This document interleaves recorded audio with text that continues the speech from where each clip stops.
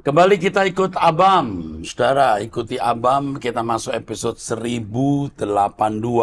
Saya didampingi oleh Pendeta Edi. Mari Pak Edi, kita mulai. Seorang wanita usia 39 tahun, status janda cerai hidup, salah satu jemaat GSKI. Iya, oke. Salam Bapak Rohaniku dan tim pelayanan Abam beserta pendeta pendamping. Salam untuk pecinta Truth.id, pecinta suara kebenaran yang setia mengikuti episode Abam saat ini. Saya mengikuti Sunday Service kedua tanggal 26 Mei 2024 yang lalu.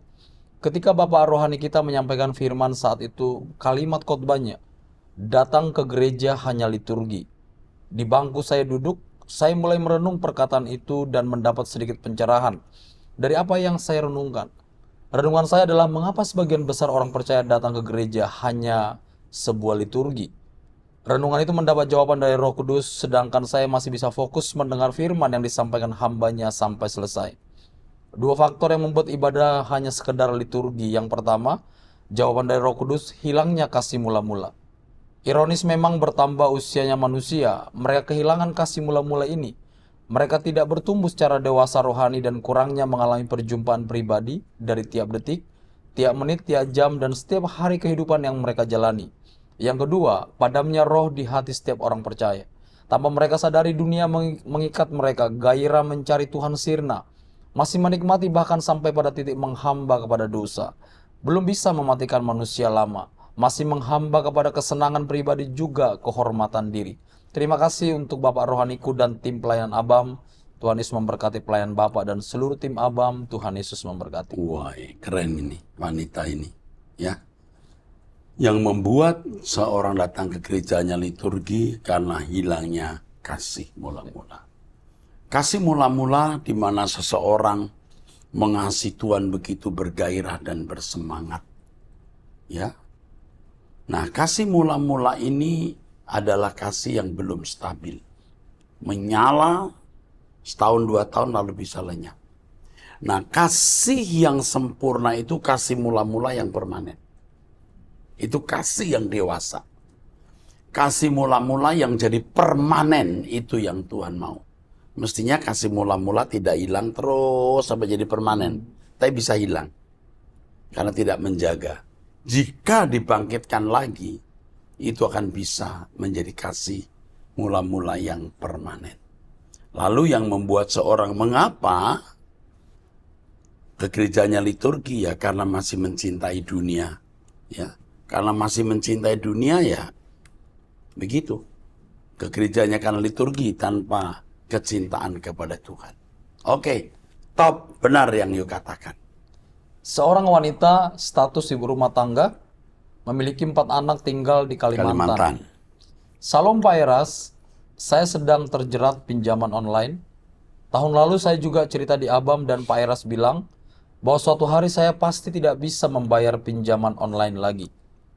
Waktu itu saya tidak percaya karena usaha saya berjualan masih lancar dan pembayaran selalu tepat waktu. Jadi saya pikir tidak mungkin saya tidak sanggup bayar. Tapi saat ini sudah 1 minggu saya gagal bayar di 2 aplikasi dengan bunga yang makin hari makin membengkak sampai saya frustasi. Suami saya tahu, tapi dia cuek saja. Awalnya tidak tahu, tapi lama-lama saya cerita. Usaha saya berjualan makanan sedang tidak baik-baik saja, Pak. Suami hanya mengandalkan judinya, tidak mau bekerja lain. Saya dilema antara ingin pergi bekerja, tapi anak-anak saya masih kecil. Bertahan sakit, pergi pun sulit karena anak-anak belum bisa mengurus dirinya sendiri. Mohon nasihat dari Bapak Eras, saya harus bersikap bagaimana dengan keadaan saya ini. Saya sudah memohon ampun kepada Tuhan Yesus atas kecerobohan saya masuk ke dalam lingkaran pinjaman online.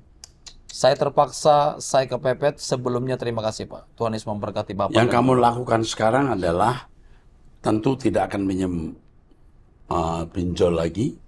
Jual barang yang kau miliki. Apakah emas, perhiasan, tas mewah, kalau punya ya apapun. Kembalikan. Jangan tidak menjual apa-apa.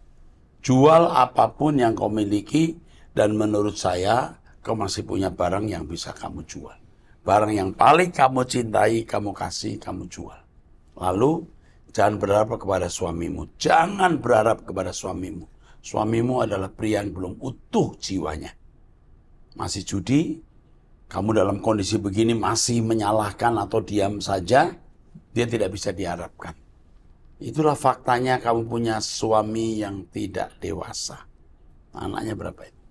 Sian, Belum 4 anak. anaknya 4 loh, serem loh. Hmm. Aduh, suami dengan 4 anak, tapi tidak menggubris keadaan istri yang berjuang demi makan anak. Manusia macam apa ini? Tidak mungkin dia lolos dari hukuman Tuhan. Bisa ya manusia sekejam itu ya. Binatang aja masih susah sayang anaknya ya. Manusia bisa tidak sayang anaknya secara benar. Kalau main judi, lalu masa bodoh terhadap keadaan istri yang dalam kesulitan, notabene istri cari uang demi anak-anak, ini tidak sayang anak. Ya, kalah dengan pleki yang sayang anak dan lindungi anaknya. Coba anjing yang punya anak atau kucing, anaknya diganggu jadi galak. Jadi galak dia. Gak usah anjing, kucing, ayam. Ayam yang biasa penakut, kalau anda punya anak, diganggu, jadi labrak kita. Binatang bisa begitu, tapi heran manusia lebih rendah dari binatang. Ya tentu tidak semua manusia begitu. Jadi kepada ibu ini saya sarankan, jual barang yang bisa kamu jual, dan jangan berhenti mencari uang. Berat kamu. Tapi kalau kamu beserta dengan Tuhan, Tuhan tetap membela kamu. Tuhan punya banyak cara untuk menolong anak-anakmu suatu hari berhasil. Hanya Tuhan yang bisa tolong kamu. Terus. Seorang wanita usia 31 tahun, status belum menikah, tinggal di Sulawesi Utara, Protestan ini. salah satu jemaat Protestan. Ya. Salam Pak Pendeta, saya ingin bertanya tentang suami kenalan saya yang meninggal beberapa hari setelah menikah. Di tubuhnya muncul seperti bisul yang setiap saat bisul itu berpindah-pindah tempat sampai dia meninggal. Katanya dia diguna-gunai sampai meninggal. Yang ingin saya tanyakan, apakah guna-guna itu benar ada? Apakah guna-guna itu benar ada? Ada. Ada. Saya sudah menyaksikan sendiri orang yang dimasuki benda di dalam tubuhnya yang ketika didoakan bisa keluar. Terus. Dan apakah kuasa gelap memiliki kuasa untuk mencabut nyawa manusia? Mestinya tidak. Tapi kalau orang itu orang berdosa yang hidup dalam persekutuan dengan kuasa gelap, bisa. Bagaimana cara melawannya? Cara melawannya minta pertolongan Tuhan. Hanya Tuhan yang bisa menolong. Hanya Tuhan yang bisa menolong. Hamba-hamba Tuhan yang diurapi bisa melepaskan itu. Ya. Bahkan mudah. Kalau hamba Tuhan itu diurapi penuh Roh Kudus, bisa. Dan kami sudah sering melakukannya. Oke, itu aja ya. Ya. Teruskan. Seorang pria usia 51 tahun, status menikah, memiliki 1 anak, PNS di Kalimantan Selatan, salah satu jemaat karismatik. Salam Omeras dan rekan-rekan pendamping acara ABAM. Kurang lebih 1 tahun ini saya tidak pernah ketinggalan menyimak tiap episode ABAM. Tepatnya sejak bulan Februari 2023 hingga sekarang, sudah episode 1071. Saya merasa dikuatkan dan move on dari pergumulan saya. Sekalipun hingga saat ini jawaban yang saya harapkan belum kunjung tiba. Pak Eras, saya ingin saran masukan kembali dari Bapak menyambung pertanyaan saya yang kedua pada episode 648 menit 13:21. Terkait kondisi rumah tangga kami yang pisah rumah sampai saat ini sudah 1 tahun lebih. Ada beberapa hal yang ingin saya sampaikan.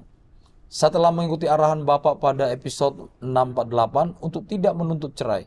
Ikuti truth.id dan doa pagi, sekalipun hanya setengah jam karena keburu persiapan berangkat kerja. Melalui ini, saya bersyukur mendapat pencerahan dan mengubah cara pandang saya terkait menyikapi problem kehidupan, kekekalan, hidup suci, langit baru dan bumi baru, dan monoteisme.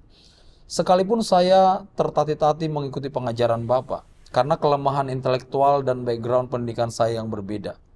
Bapak Eras, saya telah melakukan upaya-upaya untuk memperbaiki dan memulihkan keutuhan rumah tangga saya dengan cara meminta bantuan daripada pihak terkait untuk memfasilitasi atau mediasi pertemuan saya dengan istri dan anak. Beberapa pihak tersebut diantaranya Bapak Gembala gereja kami, Bapak Kepala Sekolah, tempat istri saya mengajar, dan paman dari istri saya yang notabene juga seorang pendeta. Tetapi hasilnya nihil. Istri dan anak saya tidak mau dipertemukan dengan alasan belum siap atau belum mau. Selain pihak ketiga tersebut, saya juga melakukan komunikasi via telepon, chat WhatsApp, tetapi tidak dijawab dan kadang diblokir kontak saya. Informasi daripada mediator tersebut, istri saya berkata keretakan rumah tangga kami sepenuhnya kesalahan saya semata. Bahkan hal sekecil apapun juga diungkit dan dijadikan alibi pembenaran. Dari dulu hingga umur pernikahan sudah menginjak 20 tahun, tidak ada niat untuk berdamai. Sepertinya masih menyimpan kebencian dengan berdasarkan asumsi atau dugaan kesalahan pada saya sehingga tetap tidak mau dipertemukan untuk didamaikan. Terlebih lagi mereka, anak dan istri, saya mendapat privilege perlakuan dan perlindungan dari orang tua mereka. Seperti membelikan mereka rumah, menghadiahkan mobil buat anak saya atas kelulusan SMA-nya, dan banyak hal lain. Seperti ingin menunjukkan bahwa tanpa ayah dan suami, terlindungi oleh mereka. Pak Eras, sampai titik ini saya tetap bersabar dan tetap berharap mereka mau kembali ke rumah dan mengembalikan keutuhan rumah tangga. Sebagai tambahan sejak Januari 2024, saya tidak lagi mengirim mereka uang bulanan. Demikian Pak Eras, mohon kiranya saran dari Bapak. Terima kasih, Tuhan Yesus memberkati. Saya kira kalau you bekerja, you harus menyisihkan uang untuk istri dan anak. Walaupun tidak mau. Sekarang Anda sudah mulai membalas. Membalas perlakuan mereka. Dan itu cara yang salah. Jadi kalau Anda masih punya uang atau cukup uang, bagi sebagian. Ambil sebagian uangmu untuk istri dan anak. Ya, walaupun sekecil apapun, tetap mengirim uang. Jangan berhenti. Ya, nanti jadi alibi pembenaran lagi ini. Dan bisa menjadi alasan perceraian. Yang terakhir, kamu harus tetap bersabar. Belum selesai. Tetap bersabar menunggu campur tangan Tuhan. Jangan lakukan dua hal. Bertanya sampai kapan dan jangan berkata aku tak tahan lagi. Oke? Lakukan itu. Kita sama-sama menunggu bagaimana tangan Tuhan turun. Betapa bahagianya nanti kalau istrimu balik. Kamu punya rumah tangga baru yang indah. Tunggu waktunya itu. Tuhan akan melakukan itu untuk Anda kalau Anda betul-betul menjadi kekasih Tuhan. Dan ingat kalimat ini. Lawan masalahmu dengan kesucian hidup. Dan jangan lawan Tuhan. Oke, teruskan. Seorang pria usia 53 tahun memiliki 3 anak, tinggal di DKI Jakarta, Jemaat Karismatik Bekasi. Ya. Salam Pak Erastus, saya meminta maaf atas masa lalu yang penuh kesalahan. Pada saat saya masih muda, hidup saya sangat terpuruk. Saya tidak memperdulikan apapun termasuk agama. Saya hidup dalam keadaan mabuk dan tercela. Pada usia 28 tahun, saya merasa bosan dengan hidup yang penuh dengan kesenangan duniawi. Sehingga saya memutuskan untuk menikah. Saya merantau sejak usia 17 tahun tanpa bimbingan agama Kristen. Sehingga saya menikah dengan cara yang tidak sesuai dengan ajaran Kristen. Bahkan setelah menikah, saya masih terjerumus dalam kebiasaan buruk seperti minum dan berjudi. Antara tahun 2001 hingga 2003, saya mengalami kesulitan ekonomi yang sangat parah. Bahkan untuk mendapatkan uang sehari pun sangat sulit bagiku. Untuk mengatasi hal ini, saya menanam sayuran di pinggir kali untuk mendapatkan tambahan penghasilan demi membeli makanan dan susu untuk anak-anak saya. Pada tahun 2004, saya akhirnya menyerah kepada Tuhan dan mulai menghadiri gereja. Saya mempersiapkan diri untuk berhenti minum dan merokok dan pada bulan Desember tahun yang sama, saya dibaptis. Saya menjadi sangat rajin menghadiri ibadah di gereja setiap minggunya. Saat itu, anak saya yang kedua baru berusia 2 tahun dan saya selalu membawanya ke gereja bersama saya. Namun, saya masih belum bisa membawa istri dan anak saya yang pertama. Sekarang, anak saya yang kecil sudah hampir masuk SMA dan juga mengikuti saya ke gereja. Setelah bertobat dan rajin beribadah, saya merasakan berkat yang luar biasa dari Tuhan. Bahkan saya berhasil membangun rumah sendiri. Namun, perjalanan kehidupan rohani saya tidak selalu mulus. Saya beberapa kali pindah gereja karena sering dihina saat saya ingin terlibat dalam pelayanan. Mereka berkata, bagaimana saya bisa melayani jika saya tidak bisa memenangkan istri dan keluarga saya untuk bergabung dengan gereja. Saat ini saya membantu dalam memulai gereja yang dipimpin oleh dosen saya. Dan saya diberi kesempatan untuk melayani. Namun, saya merasa tidak nyaman karena saya dianggap tidak pantas untuk melayani karena kondisi saya yang dianggap cacat oleh gereja. Hal ini membuat saya merasa terasing dan sulit berkonsentrasi saat mendoakan orang lain. Ditambah lagi situasi saya semakin sulit semenjak pandemi COVID-19. Meskipun saya selalu percaya pada penyertaan Tuhan, saya berhasil membiayai pendidikan anak saya yang pertama hingga menyelesaikan S2. Anak saya yang kedua sudah mencapai semester 6 di perguruan tinggi negeri, dan anak saya yang ketiga akan segera masuk SMA. Situasi ekonomi saya semakin memburuk, sehingga saya memutuskan untuk menjual rumah saya dan kembali ke kampung halaman di Solo. Namun meskipun saya telah mencoba menjual rumah selama setahun, belum ada yang tertarik untuk membelinya. Saya bahkan sudah meminta bantuan dari gembala saya, namun dia menolak dengan alasan bahwa pendeta tidak boleh terlibat dalam bisnis. Saya juga memiliki banyak tanggungan keuangan yang menumpuk, sehingga saya merasa sangat tertekan. Saya merasa kesepian di gereja, meskipun saya memiliki banyak sahabat. Namun saya tetap tegar dan percaya pada Tuhan. Meskipun terkadang saya merasa putus asa, saya berterima kasih kepada Tuhan atas berkat-Nya dalam hidup saya. Saya ingin bertanya, Pak Erastus, apakah saya memang tidak pantas untuk melayani gereja tanpa pendampingan istri saya? Saya jawab dulu. Mestinya pantas. Tidak pernah ada tertulis dalam Alkitab bahwa seorang melayani harus istrinya juga Kristen atau sudah bertobat. Karena yang melayani itu pribadi. Hanya tentunya seorang yang istrinya belum Kristen, dia ditempatkan di tempat tertentu. Ya, tapi melayani boleh. Banyak pekerjaan di gereja. Ya, kalau menjadi gembala mungkin belum, karena penggembalaan harus dilakukan suami istri. Ya, walaupun itu tidak mutlak, sebaiknya bukan seharusnya belum bisa. Tapi pelayanan yang lain tentunya mestinya bisa, ya kan?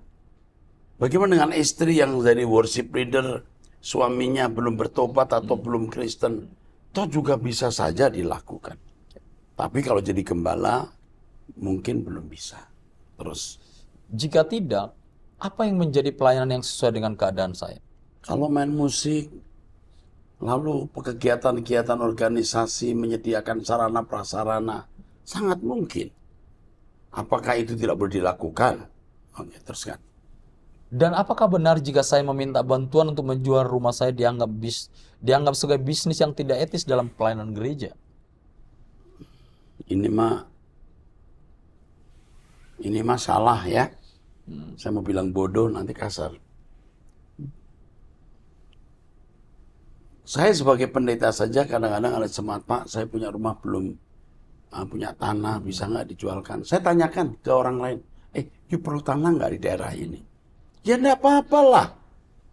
Kok itu bisnis?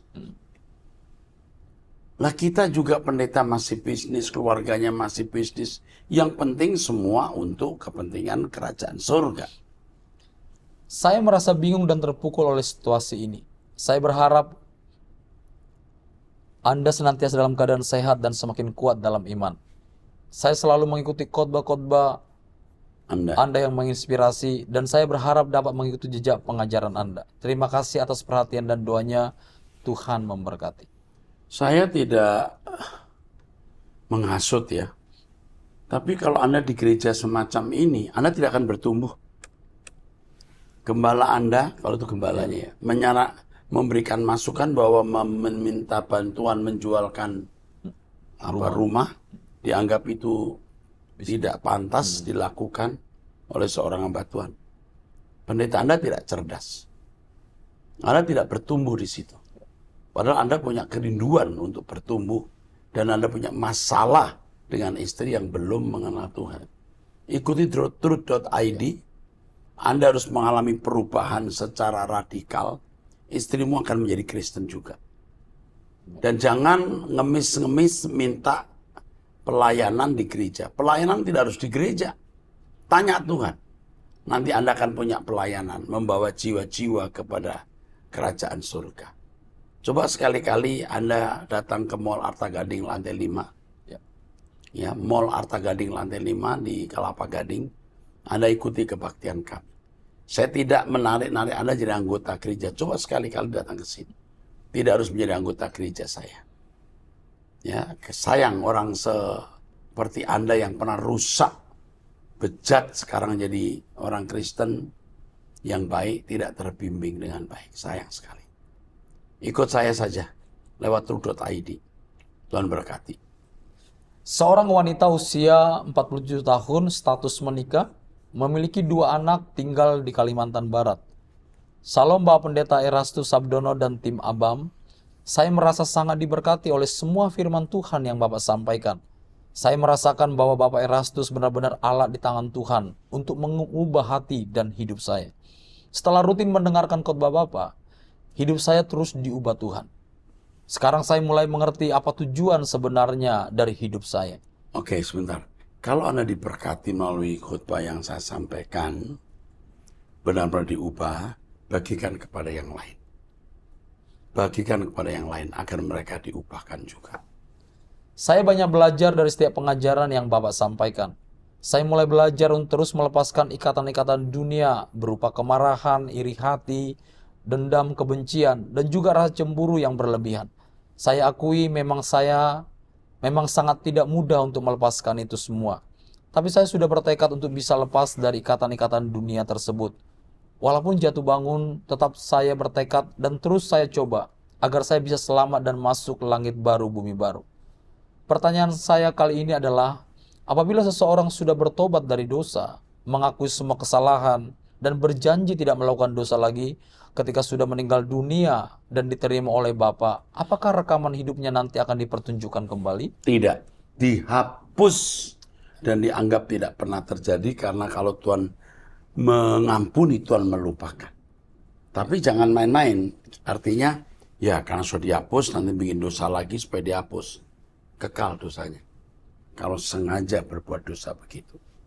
Terima kasih atas jawaban dan penjelasan Bapak. Doa kami Bapak dan tim ABAM serta Truth.id selalu sehat, selalu dalam perlindungan Tuhan, terus menjadi berkat bagi banyak orang. Tuhan Yesus. Rekaman hidup kita dihapus Tuhan kalau kita bertobat dengan sungguh-sungguh. Itu jawabannya.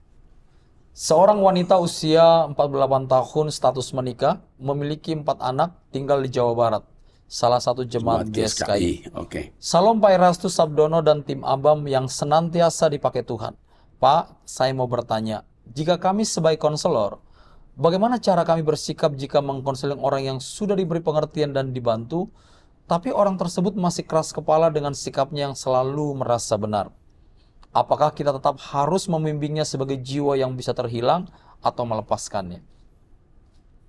Dan jika kita sebagai pembimbing terbawa kesal sehingga kita membencinya, atau kesal hati oleh karena yang kita bimbing itu tidak juga bisa berubah, apakah itu menjadi kemelesetan terhadap si pembimbing rohaninya? Mohon nasihatnya Pak Eras, terima kasih. Tuhan Yesus memberkati. Seorang pembimbing Kristen atau konselor Kristen itu adalah suster. Dokternya adalah Tuhan. Seorang suster melakukan pekerjaan perawatan hanya berdasarkan petunjuk dokter. Dokter berkata, minum obat ini, minum obat itu, berhenti minum obat, sudah jangan dirawat lagi karena sudah tidak ada harapan, suruh bawa pulang ke rumah saja, beri makan apa yang dia mau makan. Itu dokter yang memberi perintah. Tapi kalau Anda merasa kesal, apa terus menerus diteruskan pelayanan ini, dia bandel tidak bisa berubah. Loh, kok saudara kok jadi dokter? Semua harus dalam petunjuk Sang Dokter Agung Tuhan Yesus. Jadi tidak boleh kesal.